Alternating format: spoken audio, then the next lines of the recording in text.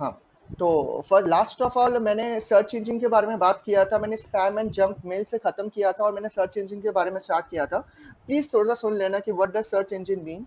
तो actually search engine एक programme होता है जिसका मेन फंक्शन होता है कि हम लोग इंटरनेट में कोई भी चीज जब सर्च करते हैं तो वो चीज को सर्च कर कर तुम्हारे सामने पुटअप करना।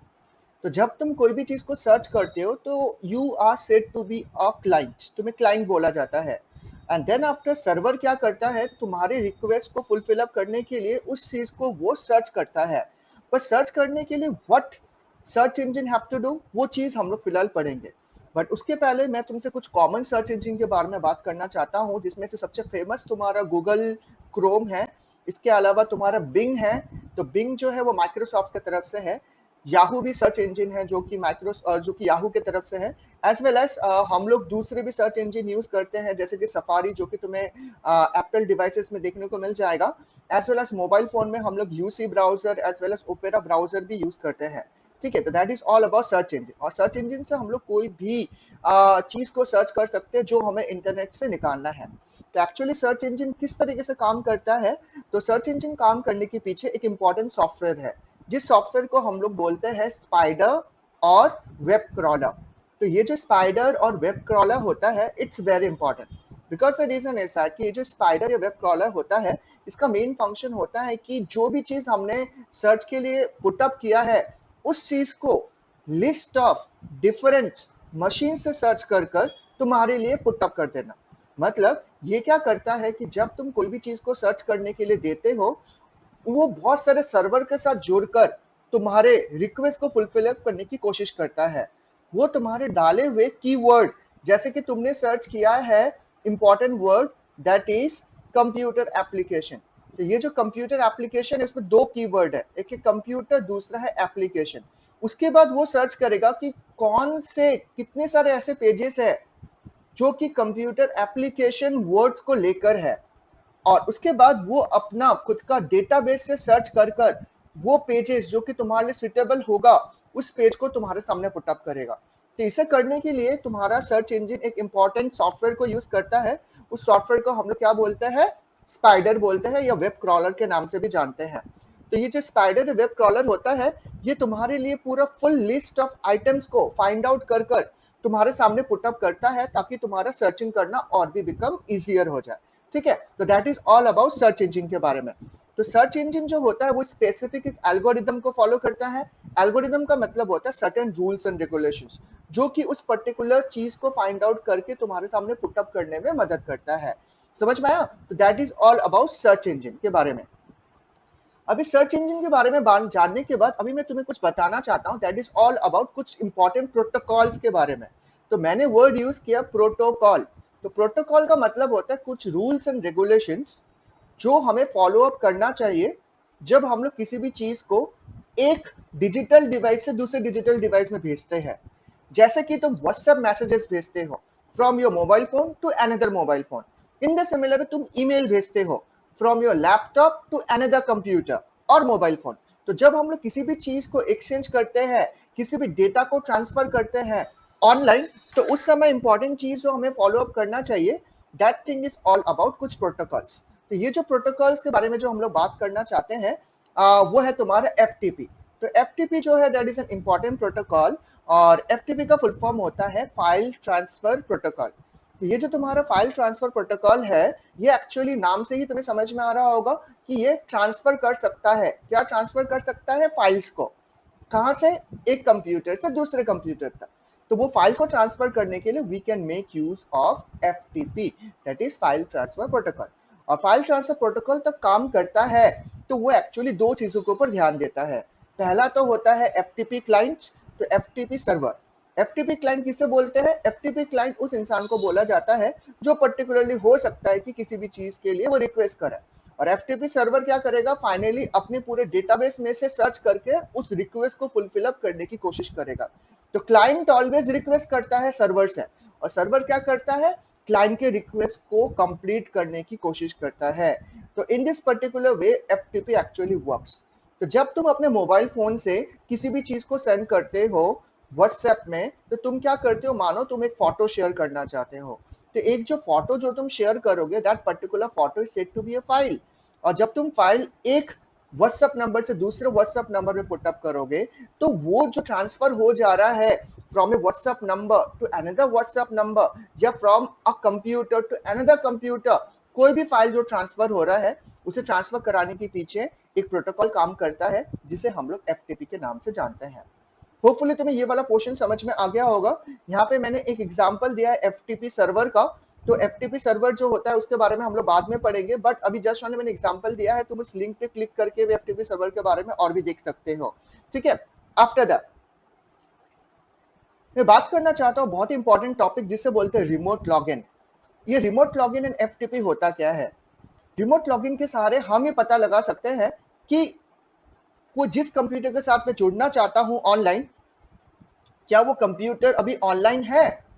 What I just mean to say is that कि मानो कि मैं अभी रौनक के साथ जुड़ना चाहता हूँ, मैं रौनक को कुछ इंपॉर्टेंट फाइल सेंड करना चाहता हूँ, तो रौनक को फाइल सेंड करने के पहले मुझे खुद चेक करना पड़ेगा क्या रौनक अभी ऑनलाइन एक्टिव है। अगर रौनक अगर ऑनलाइन अगर एक्टिव अगर है तो मैं चेक कैसे करूं? मैं टेलनेट के सहारे चेक कर सकता हूं। तो टेलनेट में क्या होता है, एक ब्लैक कलर का तुम्हारा एक विंडो खुलता है जो कि डॉस जैसा दिखने वाला होता है। एक्चुअली वहां पे मैं रौनक का आईपी एड्रेस पुटअप कर सकता हूं, और टेलनेट के कुछ कमांड्स होते हैं और कुछ सॉफ्टवेयर होते हैं जिसके सहारे मैं इजीली ये पता लगा सकता हूं कि रौनक अभी ऑनलाइन है कि नहीं है। तो मैं एज सुन एज मैं रिक्वेस्ट करूंगा रौनक से, मैं पैकेट्स भेजूंगा। पैकेट किसे बोलते हैं? पैकेट कुछ इंडिविजुअल कुछ ऐसे इंफॉर्मेशन होते हैं जो मेरे कंप्यूटर से रौनक के कंप्यूटर में जा रहा है। अगर रौनक उस पैकेट को रिसीव करेगा तो मेरे पास एक्नॉलेजमेंट आ जाएगा। एक्नॉलेजमेंट मतलब मेरे पास ये मैसेज आ जाएगा कि रौनक ने ये पैकेट को रिसीव करा है। तो एज सुन एज वो पैकेट को रिसीव करेगा मुझे पता चल जाएगा कि रौनक अभी ऑनलाइन है और अभी मैं रौनक को बहुत सारी फाइल सेंड कर सकता हूँ। तो ये रिमोट लॉगिन जो रहता है ये मोस्टली तुम्हारा ब्लैक एंड व्हाइट विंडो में खोला गया एक ऐसा तुम्हारा इंटरफेस होता है जहाँ पे हम लोग कमांड के सहारे, कमांड मतलब कुछ इंपॉर्टेंट कमांड होते हैं जो हम लोग पुटअप कर सकते हैं, उस कमांड के सहारे हम लोग कुछ इंपॉर्टेंट इंफॉर्मेशन को सेंड कर सकते हैं from one computer to the another computer. समझ में आया? तो that is all about remote login and FTP. Next slide right now. अभी देखो एक्चुअली जब डेटा कम्युनिकेशन किया जाता है तो on that moment of time हमें एक चीज की तरफ ध्यान देना है।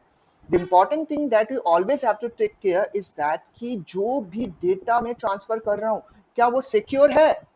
ऐसा तो नहीं हो रहा कि बीच में कोई थर्ड पर्सन है जो मेरे डेटा को ले रहा है और उसके ऊपर वो कुछ एक्स्ट्रा करने की कोशिश कर रहा है।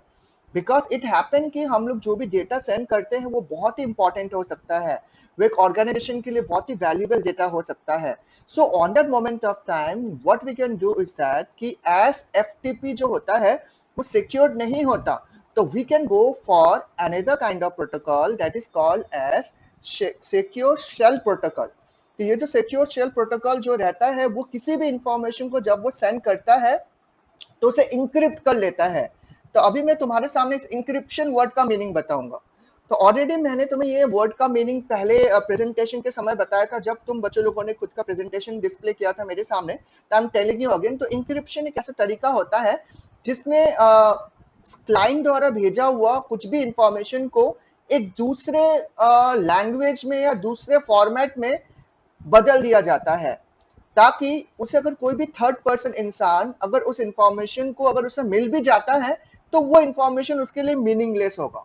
बिकॉज द इंक्रिप्शन एक ऐसा तरीका होता है जिसमें हम लोग कुछ इंक्रिप्शन कोड यूज करते हैं और पूरे डेटा को एक अलग से वे में बदल देते हैं और उसके बाद उसे सेंड करते हैं, ताकि वो डेटा अगर बीच में कहीं पे लॉस्ट भी हो जाए या हैक भी हो जाए तो जिस इंसान को मिले उस इंसान के लिए वो डेटा मीनिंगलेस हो।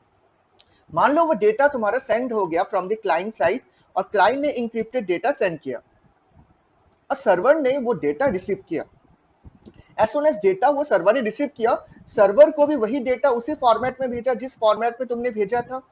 मतलब वो उसको भी समझ में नहीं आ रहा था, बट सर्वर के पास क्या है? इंक्रिप्शन की है। ये इंक्रिप्शन की क्या होता है? ये इंक्रिप्शन की जिसके पास होगा वो उस इंक्रिप्टेड डेटा को ओरिजिनल फॉर्मेट में बदल सकता है।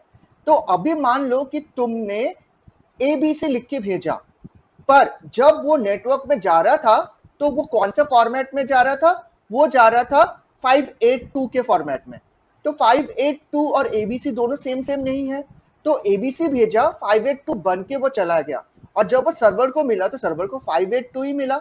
तो सर्वर ने इंक्रिप्शन की के सहारे 582 में तब काम किया, तो 582 किसमें बदल गया, एबीसी में बदल गया। अभी ये डेटा मीनिंगफुल हो गया। तो ये जो तुम्हारा सिक्योर शेल प्रोटोकॉल होता है, इसका मेन फंक्शन होता है कि किसी भी इंफॉर्मेशन को तब हम लोग भेजते हैं ऑनलाइन, तो उस मोमेंट ऑफ टाइम उस डेटा को सिक्योर रखा जाए। अगर डेटा सिक्योर होगा तो एक्चुअली वो थर्ड पर्सन अगर वो उसको अगर मिल भी जाएगा डेटा तो उसके लिए मीनिंगलेस होगा, एज वेल एज तुम्हारा डेटा सिक्योर रहेगा। तो that is all about secure shell protocol. इसके अलावा मैं बात करना चाहता हूं अबाउट टेलनेट वर्सेस एसएसएच के बारे में, मतलब सिक्योर शेल प्रोटोकॉल और टेलनेट दोनों के बीच में क्या डिफरेंस है। तुम इजीली देख पा रहे हो कि जो टेलनेट है उसमें क्लाइंट सर्वर को रिक्वेस्ट करेगा, उसका काम तो हो जाएगा, पर वो इनसिक्योर वे है। इनसिक्योर वे में डाटा का सेफ्टी के बारे में कुछ भी चीज एश्योर नहीं किया जाता है कि उसको मिला कि नहीं मिला, सही से मिला कि नहीं मिला, वी कैन नॉट से। हो सकता है कोई हैकर बीच में से उस डेटा को उसने पिकअप कर लिया हो। पर अगर मैं एसएसएच के सहारे अगर भेजूंगा तो क्लाइंट या सर्वर के बीच में जो रिलेशनशिप होगा वो कुछ इस तरीके का होगा कि डेटा ऑलवेज सिक्योर फॉर्म में ही पहुंचेगा। तो that is the main benefit of SSH. समझ में आया? तो इन दिस पर्टिकुलर वे हम लोग सिक्योर शेल प्रोटोकॉल यूज कर सकते हैं किसी भी डेटा को भेजने के लिए।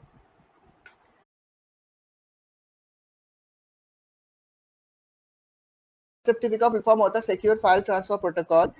ये प्रोटोकॉल तुम्हारा एफटीपी का ही हायर वर्जन होता है या सिक्योर्ड वर्जन तुम बोल सकते हो। With the help of SFTP you can securely transfer file from one computer to the another computer. तुम अगर एक कंप्यूटर से दूसरे कंप्यूटर में सिक्योर वे में फाइल ट्रांसफर करना चाहते हो तो ये सेंड हो जाएगा। तो एसएफटीपी का पहला बेनिफिट ये है कि यहाँ पे जो भी डेटा सेंड होता है वो इंक्रिप्टेड वे में सेंड होता है। इंक्रिप्टेड मतलब इसे कोई भी थर्ड पर्सन इंसान अगर इस फाइल को देखेगा भी तो उसके लिए वो मीनिंगलेस होगा, ठीक है, बिकॉज वो इंक्रिप्टेड वे में सेंड होता है। एज वेल एज अभी ये प्रोटेक्शन तो तुमको प्रोवाइड कराता ही है। तो अभी एक्चुअली ये सिस्टम किस तरीके से काम करता है उसका छोटा सा एक डेमो तुम्हारा ब्लू कलर के फोटो में दिया हुआ है, जिसमें तुम देख पा रहे हो कि यहाँ पे तुम्हारा टर्मिनल में तुम्हारा टाइप किया गया है तुम्हारा IP address of the user, and then after connection होने के बाद पासवर्ड मांगा जा रहा है। तो पासवर्ड क्यों मांगा जा रहा है, बिकॉज पासवर्ड अगर करेक्ट होगा तभी यूजर प्रॉपर तरीके से ज्वाइन कर पाएगा। तो एसएफटीपी जो होता है वो सिक्योर होता है एक्चुअली। पहले अगर वो एफटीपी होता तो कनेक्शन हो जाता और पासवर्ड नहीं डिमांड करता और डायरेक्टली तुम फाइल सेंड कर सकते थे। बट एसएफटीपी है तो पासवर्ड डिमांड कर रहा है, मतलब सही यूजर जो सही पासवर्ड देगा उसके साथ ही हम जुड़ पाएंगे।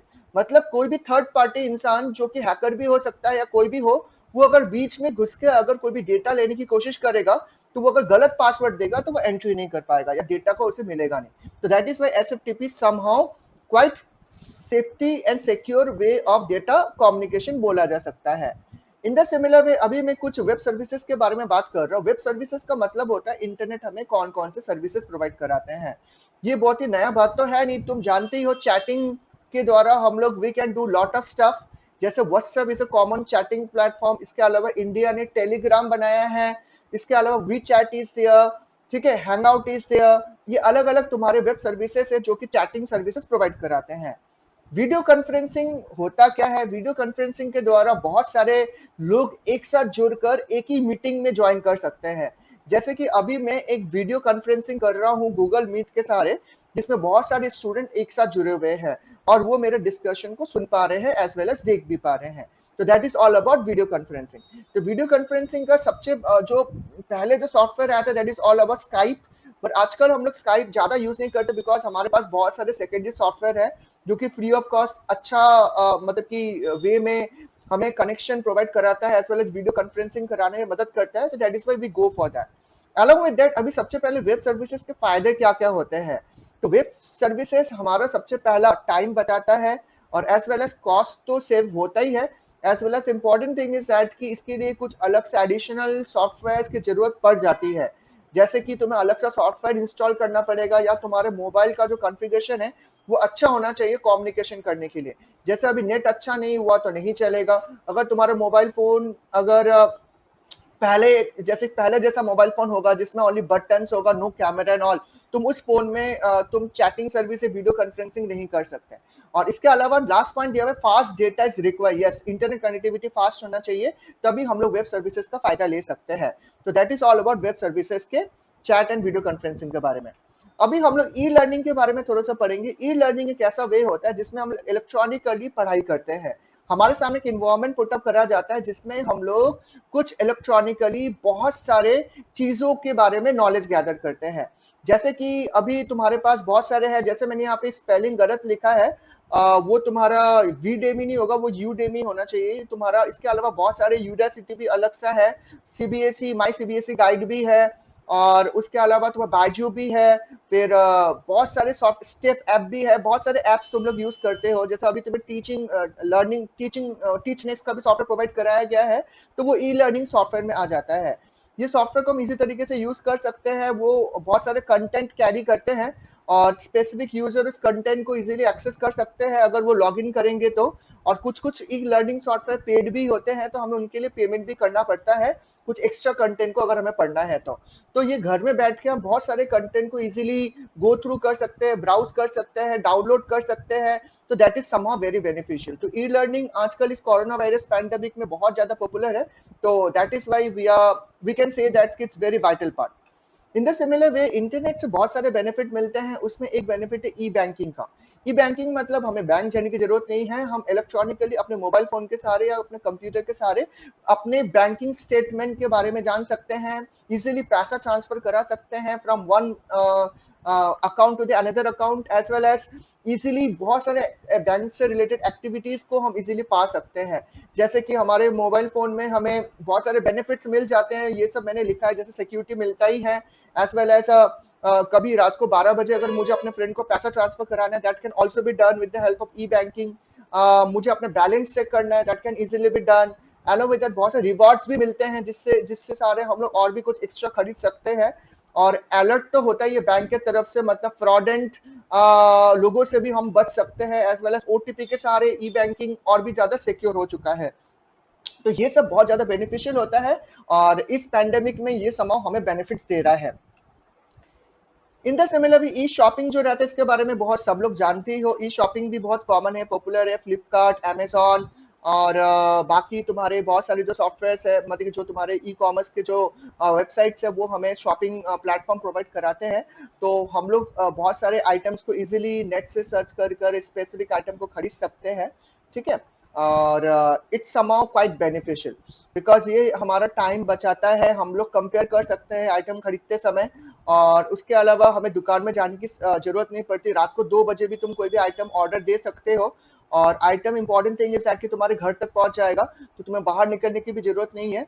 तो समा इट्स बेनिफिशियल। और आजकल ऑनलाइन शॉपिंग करते समय ईएमआई में भी खरीद सकते हैं, मतलब मंथली इंस्टॉलमेंट में भी खरीद सकते हैं।